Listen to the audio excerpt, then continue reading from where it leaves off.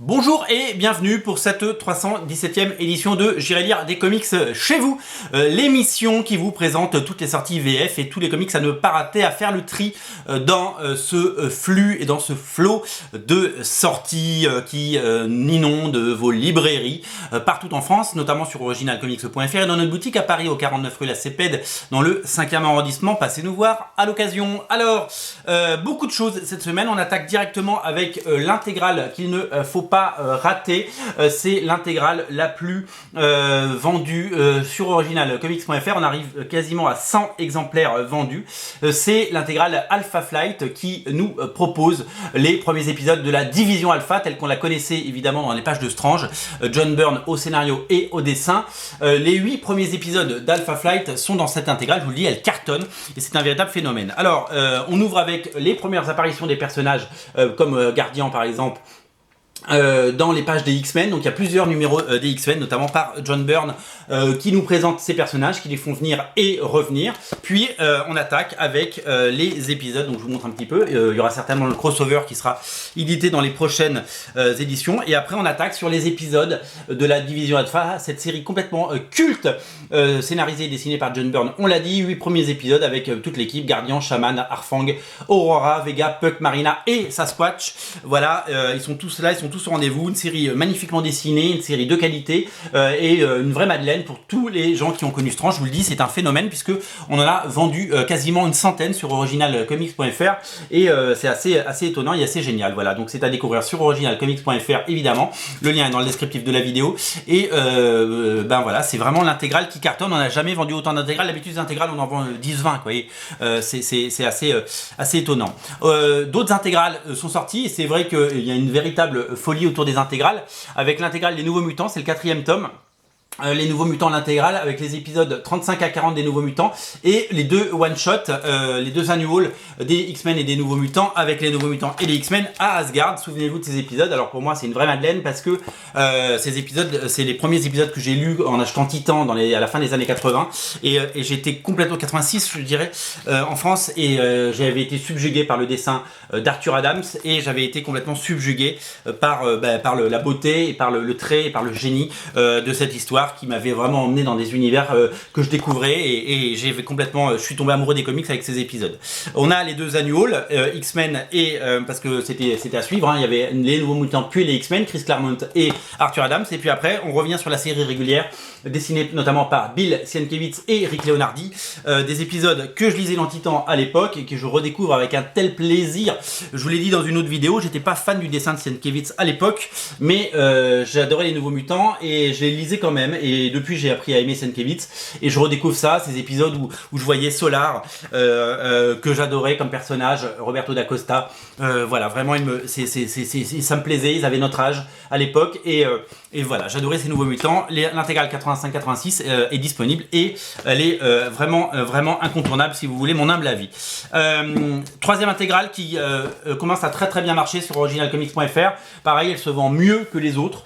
C'est le tome 1 du Punisher, notamment par Frank Miller et avec notamment la première apparition du Punisher dans les pages de Spider-Man, le fameux Spider-Man 129 de Jerry Dugan, Conway, pas Dugan, Jerry Conway, Jerry Dugan c'est maintenant, avec ce trait absolument magnifique et de Ross Andru et qui nous régale et voilà, on est vraiment dans la veine de ce que pouvait proposer John Romita. Voilà, ce sont les premières apparitions au départ dans les pages de Spider-Man parce qu'il a eu plusieurs apparitions, puis il y a un graphic novel dans les années 80, un graphic novel même dans les années 70, hein, le premier date de 75 et le deuxième de 77.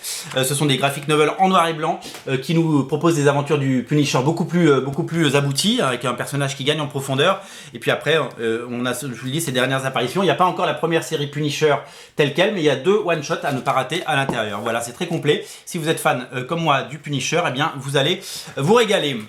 Alors, Straczynski cartonne évidemment sur originalcomics.fr et en librairie. Vient de sortir le tome 4 en Icons, hein, je l'ai pas avec moi, de Spider-Man par Straczynski, donc qui reprend les épisodes qui n'avaient pas été édités en album. Donc il y a 4 albums de Straczynski en Icons, ça nous fait quasiment l'intégralité du run. Et puis si vous voulez juste découvrir à petit prix les 6 premiers épisodes dans la collection Must-Have, vous savez cette collection qui brille, eh bien vous avez droit aux 6 premiers numéros avec une couverture de J. Scott Campbell et des dessins flamboyants de John Romita Jr. Qui nous avait absolument totalement régalé sur ce run. Moi j'ai tous les numéros en single, je les avais achetés à l'époque, souvenez-vous, et pour découvrir cette période, c'est vraiment le meilleur moyen et sans se ruiner. Donc voilà, donc je vous invite vraiment à découvrir cela. Un dernier titre, non, pas, il y a encore deux titres chez Marvel. Je souligne avec grand plaisir la sortie de l'intégrale de Major X en Deluxe. Major X, c'est la nouvelle création 30 ans après de Rob Liefeld qui avait créé Deadpool, qui est le Major X. Vous allez le découvrir, c'est le titre également. Vous allez découvrir qui se cache derrière le Major X, cette nouvelle interprétation et ce nouveau Deadpool, encore plus violent et moins comique. Vous allez le découvrir. Un personnage vraiment génial. Du coup, notre ami Rob Liefeld scénarise cette série, mais il n'est pas tout seul. Il y a 2 autres dessinateurs. Il y a Brett Peebles et Will Sportacio qui vient lui prêter main forte. Et d'ailleurs, Rob Liefeld se fait des hommages à lui-même en redessinant des morceaux de New Mutants 98 et c'est assez flamboyant. Comme je vous le disais, donc Rob Liefeld dessine une grande partie de l'album et réédite à la fin il y a ce qu'on appelle l'épisode 0. L'épisode 0, c'est tout simplement un épisode dans lequel il revisite les épisodes de Wolverine qu'il a dessinés au début des années 2000, dans lesquels il rajoute le personnage de Major X. Donc c'est une version Director's Cut de ces épisodes et c'est plutôt bien fait. C'est assez sympa. Donc ça nous fait un beau deluxe avec 7 numéros dont 2 doubles. Vous allez absolument adorer. Voilà, donc Major X, si vous êtes fan de Rob Liefeld, c'est pour vous. Je souligne évidemment la sortie il y a quelques semaines, je vous en avais pas parlé, de Falcon, le Faucon, le réveil de l'Hydra. C'est la réédition des 6 premiers épisodes de la série All New Captain America de Rick Remender et Stuart Immonen. Ça fait écho évidemment à la série du Faucon et du Soldat de l'Hiver sur Disney+. Magnifique série qui nous montre évidemment Sam Wilson dans le rôle de Captain America. Voilà, il est à la fois le Faucon et Captain America. Il a le bouclier, les valeurs et les ailes. Il est absolument flamboyant, le dessin est magnifique et c'est du Rick Remender, donc c'est forcément délicieux. Voilà, c'est à découvrir sur originalcomics.fr et c'est le meilleur album à lire en marge bien entendu de la série. On fait un petit tour chez Urban avec 2 titres à ne pas rater. Le premier, c'est mon coup de cœur du mois et c'est aussi un énorme succès sur originalcomics.fr. On en vend beaucoup. C'est le nouveau comic de Joe Hill. C'est une histoire complète. Joe Hill, c'est le scénariste, vous le savez, de Lock and Key et c'est aussi le romancier qui nous a fait notamment Nosferatu. La série est dessinée par Léo Max et elle nous emmène sur une petite île aux États-Unis dans laquelle une jeune femme agressée va trouver une hache viking et décapiter et oui, décapiter son agresseur et comme cette hache est magique, la personne peut continuer à parler et pour transporter la tête de ce personnage, elle va le mettre dans un panier, basket full of heads, un panier plein de têtes, voilà. Et donc du coup au fil, elle va essayer de retrouver son petit copain, elle va essayer de trouver de l'aide et au fil de son périple, elle va découvrir que c'est pas juste une agression et que il se passe plein de choses et que peut-être que les gens qu'elle connaît ne sont pas ceux qui croient. Et en fait, c'est une bande dessinée vraiment comme un polar, comme une enquête. Et c'est à tiroir, c'est-à-dire qu'à chaque épisode, on découvre des choses et ça remet en cause tout ce qu'on a lu jusqu'à présent et que la situation qui avait l'air très simple au départ est beaucoup plus complexe. Et c'est toute la richesse et c'est tout le brio et tout le génie de Joe Hill qui nous fait un récit, on dit à l'ancienne, mais tellement bien construit et tellement bien et tellement passionnant et en plus magnifiquement dessiné par un dessinateur que je ne connaissais pas du tout mais qui a énormément de qualité. Voilà. J'ai adoré, c'est une histoire complète et c'est pareil. Il va y avoir d'autres titres sous ce label, le label Hill House. Le prochain qui sort s'appelle Plunge et Plunge sera dessiné par Stuart Immonen et ça c'est vraiment un titre que je vais dévorer parce que j'adore ce que fait Joe Hill et j'adore Stuart Immonen. Ça sort en mai. L'autre titre à ne pas rater, c'est une petite curiosité. Alors le tome 2 vient de sortir, mais je ne l'ai pas encore sous la main. Chez Urban Comics, ils rééditent les 7 numéros de Batman Death Metal, la série principale, hein, Snyder, Capullo, vous oubliez tous les épisodes, en single, exactement sur le même format que les Watchmen, sortis l'année dernière. Vous savez, il y a 12 numéros de Watchmen qui sont sortis. À chaque fois est associé le nom d'un groupe de métal. Et là, c'est Megadeth. Donc le Megadeth s'est mis en situation, c'est sous licence Megadeth, évidemment. Il y a une couverture originale à chaque fois et un grand dessinateur va venir dessiner la couverture pour le numéro 1. Donc à l'intérieur vous avez le premier numéro, donc un comics d'une trentaine de pages par Snyder et Capullo, ça c'est chouette, et derrière, et là vous avez juste la couverture, donc à la fin ça vous fera 7 albums pardon, absolument incontournables, et c'est Juan Guarnido qui fait la couverture du numéro 1. Le tome 2 est sorti vendredi, je le récupérerai la semaine prochaine, on en reparlera. Voilà, donc moi j'aime beaucoup ça, je trouve ça super chouette. Chez Delcourt, nous avons droit à du Spawn Renaissance. Alors pourquoi je vous parle de Spawn Renaissance tome 8? Alors vous savez, Spawn, il y a les intégrales qui existent, qui reprennent depuis le début, et puis à partir de l'épisode, je crois, c'était 250, si je me trompe pas, on a eu droit à Spawn Renaissance, c'est juste une renumérotation en France, avec plein de nouveaux talents, et ça nous a emmené tranquillement, paisiblement, jusqu'au numéro 300, pardon, excusez-moi, parce que je lisais 8 dans ma tête, je disais mais c'est pas le numéro 8. Donc vous avez les derniers épisodes du dessinateur de la série principale qui s'appelle Simon Kudranski. Non, c'est pas Simon Kudranski, c'est Sean Jason Alexander. Simon Kudranski revient un petit peu pour fêter l'anniversaire. Magnifique page de Sean Jason Alexander. Et puis vous avez le numéro 300 qui est dessiné de main de maître, notamment par J. Scott Campbell. Voilà, Greg Capullo revient aussi. Todd McFarlane fait des pages. Voilà, vous avez en version française pour la première fois le premier numéro. Ça c'est Todd McFarlane qui revient sur Spawn. Voilà, donc numéro 300 qui a été super bien vendu aux États-Unis. À la fin, vous avez la galerie de couverture qui est flamboyante. Voilà, donc il fallait noter celui-là parce que dans le tome 8 de Spawn Renaissance, vous avez le Spawn 300. Réédition également chez Delcourt de Lady Kildare. Alors Lady Kildare, ça vous dit peut-être quelque chose quand vous voyez ce dessin. Et oui, c'est tout simplement la série Arya qui était sortie dans les années fin des années 90, début 2000. Ça s'appelait Arya, c'était sorti chez Image Comics Studio, Avalon Studio. Brian Aberlin, Brian Holguin aux manettes. Brian Aberlin, vous le savez, c'est lui qui fait Medieval Spawn, Sonata ou Marqué, dont j'ai parlé et dont je vous ai dit le plus grand bien parce que ce sont des séries que j'aime vraiment beaucoup.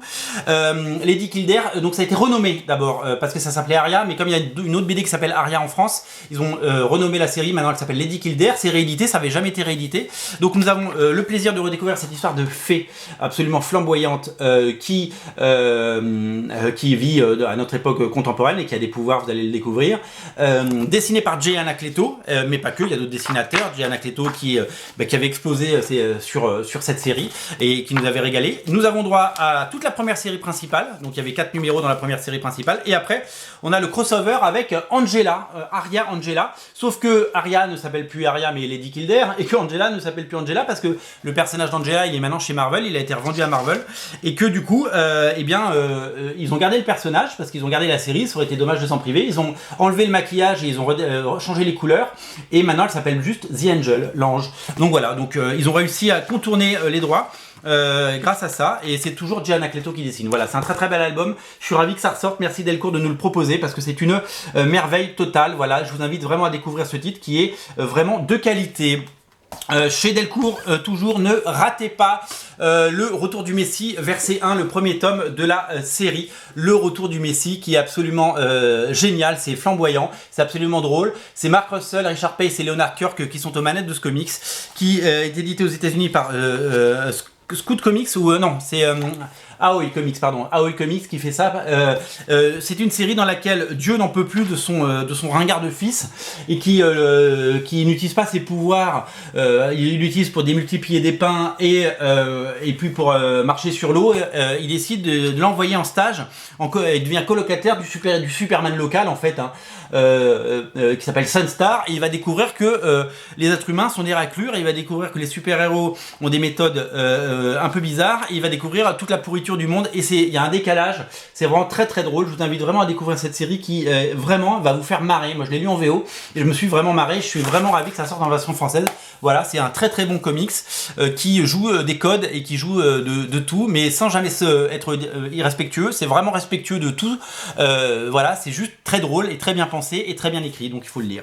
Chez Veta, double dose de Raw chez Veta avec les sorties conjointes des deux G.I. Joe en Raw Edition. Alors je vous rappelle que les Raw Edition, ce sont ces grands formats en noir et blanc qui rééditent à 250 exemplaires seulement pour chacun, des comics cultes avec des grands auteurs, et ce sont des exclusivités Original Comics puisque les 250 exemplaires sont chez nous. Alors, vous pouvez découvrir ces deux titres. Le premier, c'est le cultissime épisode silencieux de G.I. Joe, où Snake Eyes, dans une histoire absolue, sans dialogue, hein, parce que c'est le principe des Silent Issues, ça s'appelle Silent Interlude. C'est un épisode qui a fait date, qui est aujourd'hui culte, hein, c'est un épisode qui a 30 ans, mais qui fait partie de ces choses cultissimes, dans le sens où personne n'a jamais fait mieux dans des épisodes silencieux, c'est-à-dire que l'histoire est tellement bien racontée juste avec des dessins, c'est dessiné par Lariyama, hein, c'est écrit et dessiné par Lariyama, qu'il n'y a pas besoin de dialogue. Et donc c'est un exercice de style absolument convaincant et maîtrisé, et c'est un épisode cultissime. Les fans de G.I. Joe ne s'y sont pas trompés, c'est déjà un succès sur originalcomics.fr, et c'est à découvrir évidemment sans se priver et sans attendre. 250 exemplaires pour l'épisode culte de notre ami Lariyama, et le deuxième c'est l'épisode unique épisode de Todd McFarlane sur G.I. Joe. Alors avant de faire Spawn et Spider-Man, il avait dessiné du G.I. Joe. Si vous aimez Todd McFarlane, si vous êtes collectionneur, vous allez adorer. On reconnaît déjà son style fourmillant de détails, on reconnaît déjà toute sa patte, on reconnaît toute son énergie.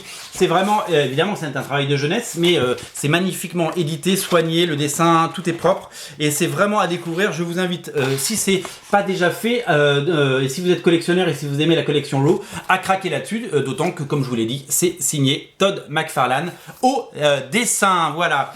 Chez Graves et Plein, ne ratez pas le fabuleux Red Sonja, la diablesse à l'épée. Alors ces épisodes sont déjà sortis en noir et blanc et en grand format chez Néophélis, et là Graves et Plein nous les propose en couleur avec les épisodes de Red Sonja de l'époque Marvel, et ouais c'est l'époque Marvel, avec Roy Thomas au scénario, avec Frank Thorne au dessin, avec c'est cultissime, c'est magnifique, c'est un bouquin que je vais évidemment garder.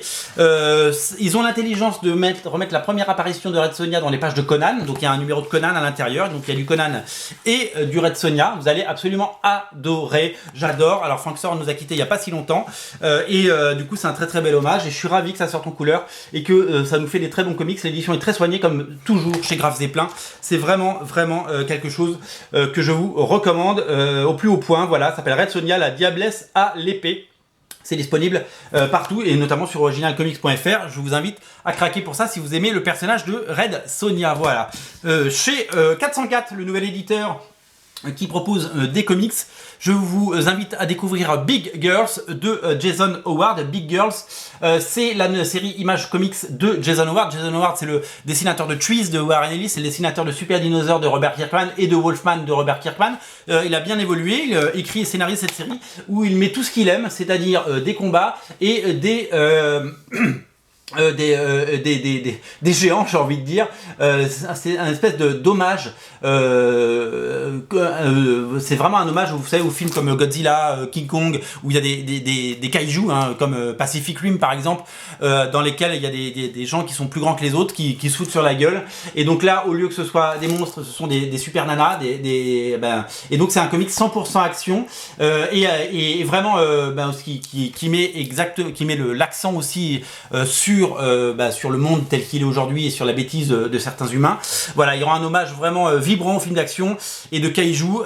C'est stylisé, c'est vraiment étonnant, et je vous invite vraiment à découvrir Big Girls parce que c'est le premier titre de 404. Je sais pas ce que nous proposera 404 dans les prochains mois et les prochaines années, mais en tout cas c'est un très très bon choix de débuter par ça parce que c'est une très très très jolie série, et c'est vraiment une série action qui va vous régaler si vous aimez les monstres, Pacific Rim, tous ces films là. Et puis moi ça m'a fait penser à, vous savez, le film avec Daryl Hannah, la nana c'est quoi, j'oublie à chaque fois le titre, c'est la deuxième fois que je parle de cette BD et j'oublie le titre de ce film, la femme géante qui détruit et qu'on revoit après dans un film DreamWorks.